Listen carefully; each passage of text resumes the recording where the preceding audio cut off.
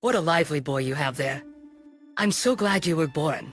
Holding my son gently, I was immersed in joy.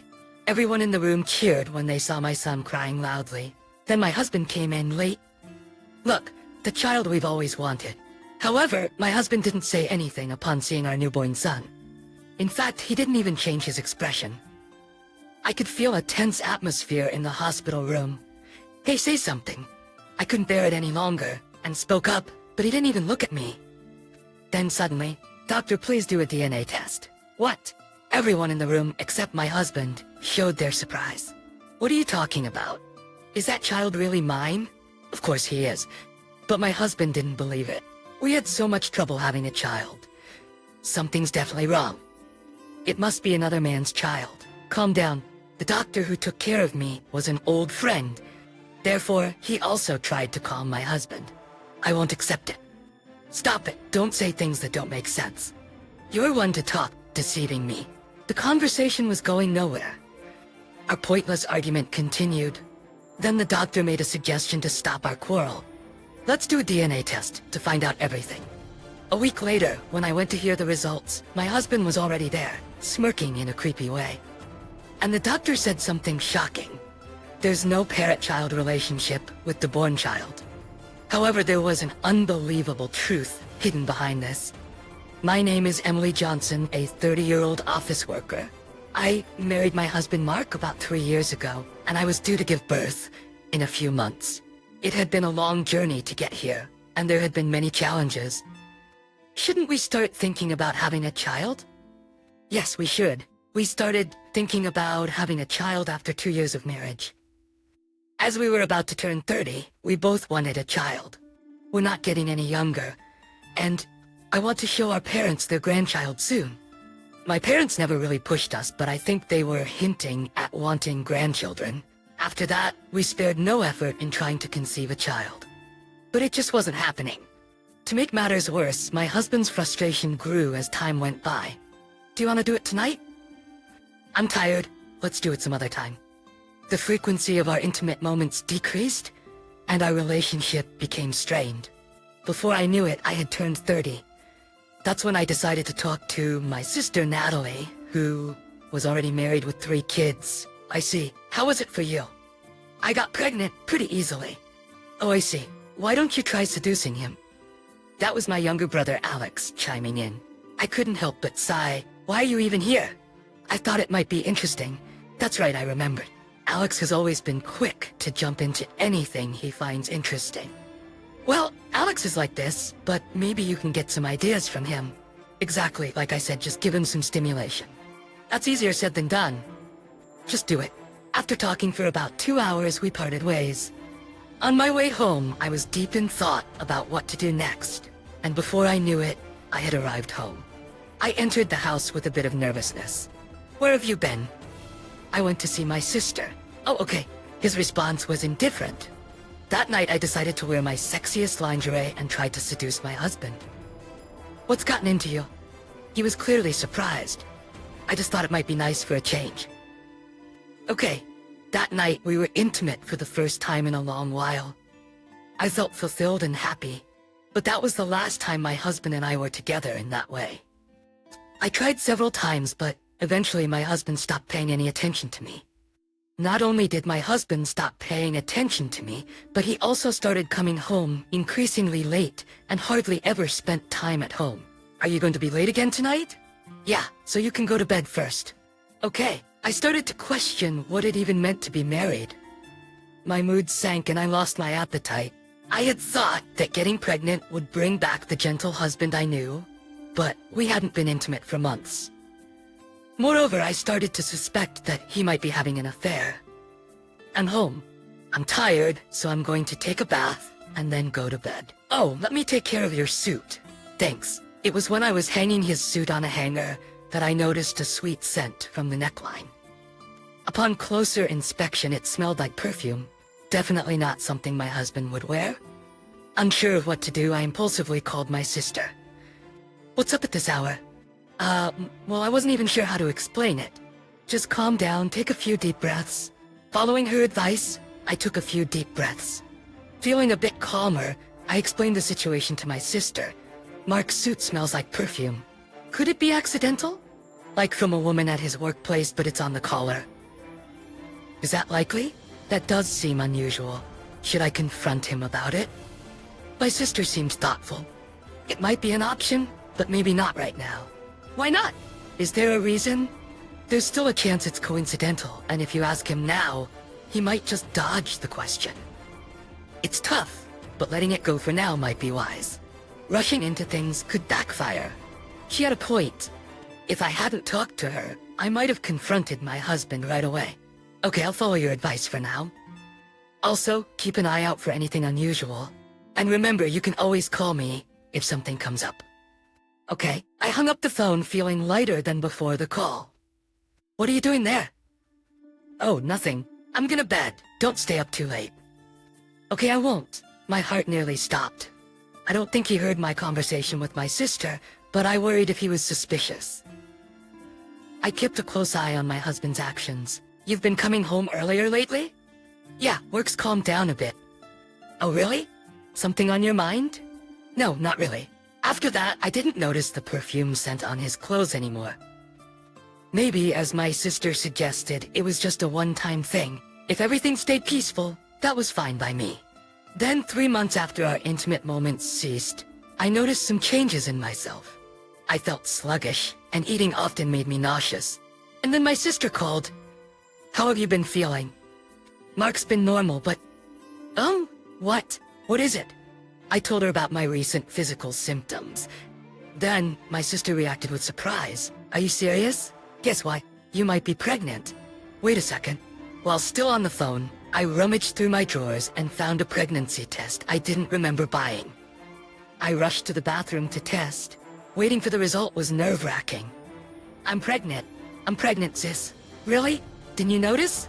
Yes, I missed my period, but I thought it was nothing unusual. But that's great news. Yeah, I'll tell our parents. You should tell Mark. I felt over the moon. Finally a baby. I eagerly awaited Mark's return home. When I heard the door, I rushed to greet him. Why the rush? I'm pregnant. Pregnant? Yes, I just took the test and it's positive. Positive? I expected him to share my joy, but his reaction was not what I had imagined. So I have a friend who works in obstetrics and gynecology. Really? Yeah, I'll talk to him. He's very skilled. Thank you. Despite my lingering doubts, I later went to the obstetrics and gynecology clinic that my husband recommended. The doctor in charge was Dr. Smith, my husband's friend. First of all, congratulations on your pregnancy. Thank you, but I'm unsure about my husband's feelings. Don't worry about that. He was just a bit confused that when I talked to him, he was actually happy.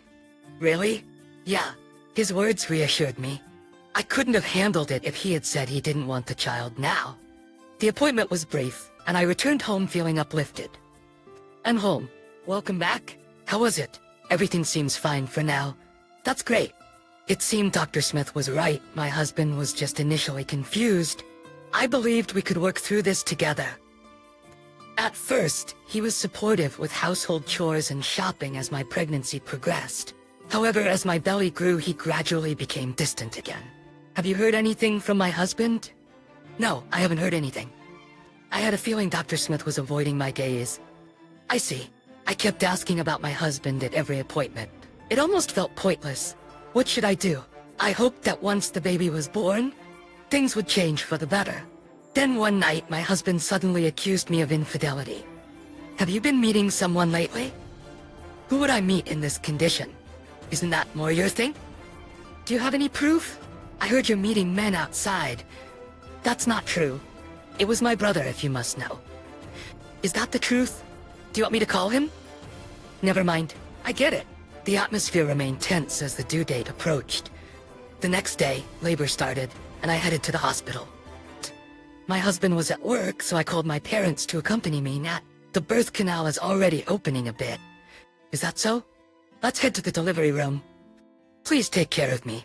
I was told I would be admitted to the hospital immediately after giving birth.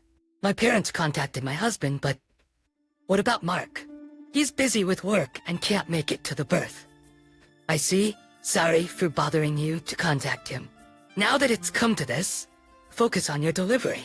Yeah, I wondered if our recent argument had affected his decision not to come. Part of me couldn't help but think he might have been there otherwise.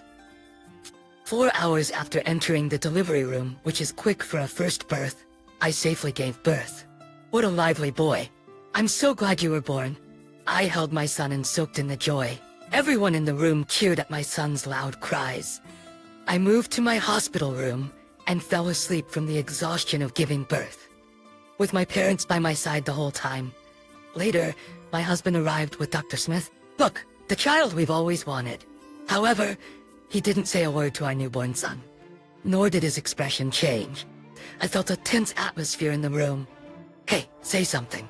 Unable to bear it, I spoke up, but he wouldn't even look at me. Look, then shockingly, doctor, please do a DNA test. What? Everyone except my husband was surprised. What are you talking about? Is that child really mine? Of course he is, but my husband didn't believe it. We had so much trouble having a child. It must be someone else's. Calm down. Dr. Smith, who knew us, tried to calm my husband. I won't accept it. Stop it, don't talk nonsense. You're one to talk, deceiving me.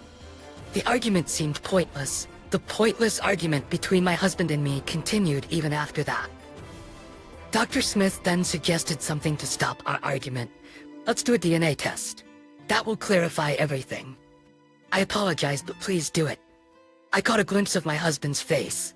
It seemed like he was smirking faintly. Looking again, he was expressionless. I thought it might have been my imagination. Then, without a word to me, my husband left the hospital room. Tears naturally began to flow from my eyes. Then my sister and brother entered the room. The baby is born, right? Sorry we're late. Huh, sis, read the room? My sister was smiling, but my brother's comment made her realize the situation. The room was again enveloped in an uneasy atmosphere. What happened? And where's your husband? He was here until a moment ago, but he left. Yes, I explained everything to my sister and brother. As I spoke, tears streamed down my face again, remembering my husband's words. My sister was angry on my behalf. Meanwhile, my brother appeared deep in thought. Alex, what are you thinking so hard about? Well, I was wondering why you would want a DNA test. Maybe he thinks Emily cheated? Alex replied. That could be it. He must have heard about me and Alex being together and misunderstood, I said. What? That's ridiculous. My brother continued to mumble and shake his head. So we just have to wait for the test results. I asked. Yes, it's definitely Mark's child. My sister reassured me as she hugged me gently. Everything will be okay. We know how hard you've worked. Thank you, she said. I've made up my mind. If my husband insists that much, I'll face it head on, I declared. The DNA test was conducted as he requested, and the results were due in a week. On the day of the results, I was guided to the consultation room, where my husband was already waiting, smirking unpleasantly. Now we'll see if what I've been saying is true, he taunted. I didn't respond to his taunt. Then Dr. Smith took out the report. Let's get straight to the conclusion, he said. Yes, the DNA test results show that there is no parent-child relationship between Mark and the newborn child. What? That can't be right. The child is supposed to be mine and Mark's, I exclaimed. But Mark just laughed and said, See, I told you. It's not my child. I knew it from the start. The shocking result left me speechless. You're truly the worst. Trying to pass off someone else's child as mine, I said, tears welling up in my eyes. That's not true. I would never do that, Mark insisted. But the results are right here, he pointed at me and said, This means we have to get a divorce. This is your fault. I'll make sure to demand a hefty alimony. Then he left the consultation room, laughing. I was stunned, unable to think. My worried sister and brother, who had been waiting outside, came in. Just to be cautious, I had asked my sister and brother to wait outside for me. I explained to them. He just left laughing. I'll leave you two now. Thank you, my sister said, hugging me again. So what happened? My brother asked. The test says there's no parent-child relationship with Mark, I replied, still in disbelief.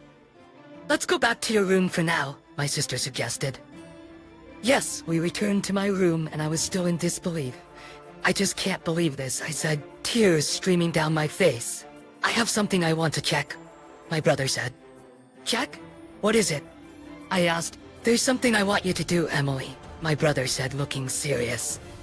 Though I don't know what it's for, I think it will be okay. I'm sorry to ask this of you, but please, I need your help, he added. Just then I received a call from Mark. Mark, who had just left, called. You should answer it, he said. I put it on speaker and answered. As I said before, the divorce is definite. I told my parents, and they said to leave you quickly.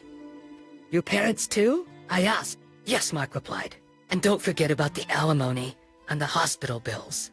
Okay, I understand. I'm planning to hire a lawyer too. That's a waste, but do what you want, Mark said. I will. Anyway, I'm busy with various preparations, so I'll contact you again later. With that, Mark ended the call. What a selfish man, I thought to myself. Just stay calm. I think it'll be okay. Really? My brother asked. We'll do what we can. 3 days later, I was discharged from the hospital with my son. Natalie and Alex came to pick us up, and we went back home. We planned to move my belongings out while Mark was at work. Upon arriving home, I noticed that all of Mark's belongings were gone. What's this? I asked. We've been outmaneuvered. Mark had moved all his belongings out while I was in the hospital. No, this might actually be an opportunity, my brother said. Let's find what I asked you to get. All right, I replied. I collected Mark's hair and the toothbrush he left behind. Will this be enough? I asked. It should be fine, I think. Our home became our base of operations, my brother said. I need to investigate something else. What? I asked. I heard from Natalie about the possibility of Mark cheating. I'll look into that just to be safe. Is that okay? I asked. Of course, my brother replied. Family helps each other. My brother busily started his investigation. About a week later, Mark called again. What? I answered.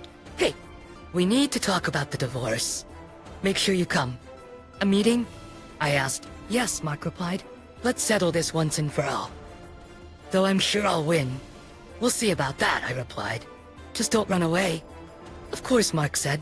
Don't you run away either. After the call, we immediately started our final strategy meeting. The information my brother uncovered was shocking, and I believed it could bring Mark down. Finally, the day of the direct confrontation arrived. We each prepared lawyers for the negotiation. Natalie and Alex came with me to the meeting. I demanded divorce and alimony from this despicable man, I said. He tried to make me raise someone else's child. You seem very confident, Mark said, and you seem too relaxed. You won't be so smug for long, I replied. I'm the victim here. Mark seemed utterly convinced of his victory. You talk big, but you might be the one paying alimony, I said. What? Have you lost your mind? Mark asked. Alex, it's your turn, I said. I've got this. Alex then stepped outside and returned with someone. Sorry to keep you waiting, sis. I've brought a key witness. Mark's eyes widened in shock. Why are you here? His surprise was understandable. Alex had brought Dr. Smith, whom we had trusted. I'm sorry, Mark, but everything has been exposed. You used your friend Dr. Smith to falsify the DNA test results, didn't you? Bringing Smith here doesn't prove anything. Mark was still resistant. Then look at this, I said, showing him a paper. Why don't you read it? This is the result of a new DNA test. It clearly states that you and the baby are related. 100%. Alex confronted Mark. I had suspicions, so I got another test done, and it confirmed our relationship. Then I confronted Dr. Smith, and he confessed that you paid him. And you are planning to use the alimony you received from me to pay him off? You're truly despicable. Darn it. Mark hit the table in frustration. There's more. Alex, please. Sure thing. Alex spread several photos on the table, showing Mark with a young woman. You accused me of cheating, yet here you are, the actual cheater. How did you get these? Well, I looked at Alex. I used to work as a trainee detective during my student days. I applied that knowledge here. And about the woman in these photos, she's a junior employee of yours. We've already reported it to your company. You did what? You're messing around. No, the one messing around is you, dragging everyone into your mess. With all the evidence laid out, Mark had no escape. Now let me state my demands clearly. Listen carefully. I hand it over to my lawyer. I will now state Emily's demands. The lawyer presented the demands for divorce, alimony for the affair, child support, and addressed the issue of falsifying the DNA test. We also planned to claim alimony from the woman involved in the affair. Mark, once so confident, was now drained of all resistance. The divorce papers were handed over to my lawyer for processing. Do you have anything else you want to say? I'm willing to listen now. I thought I would get away with it. Life isn't that easy. Such a foolish man. What should I do now? That's not my problem. You should live with this regret. We left Mark, a shadow of his former self, and celebrated with my sister and brother. We can finally relax. I guess I did a good job. Of course, I'm grateful to Alex. I successfully divorced Mark. As per our agreement, I received alimony and child support in a lump sum. Mark didn't have the money, so his parents paid on his behalf. I'm sorry about everything, Emily. It's not your fault. You were deceived by Mark, too. Did you receive the money all right? But didn't Mark pay that? We covered it for him. That's not right. In that case, despite my decision to not get involved anymore, I found myself calling in anger due to the overwhelming frustration. Hello? Is that Emily? What do you want? You had your parents cover the alimony?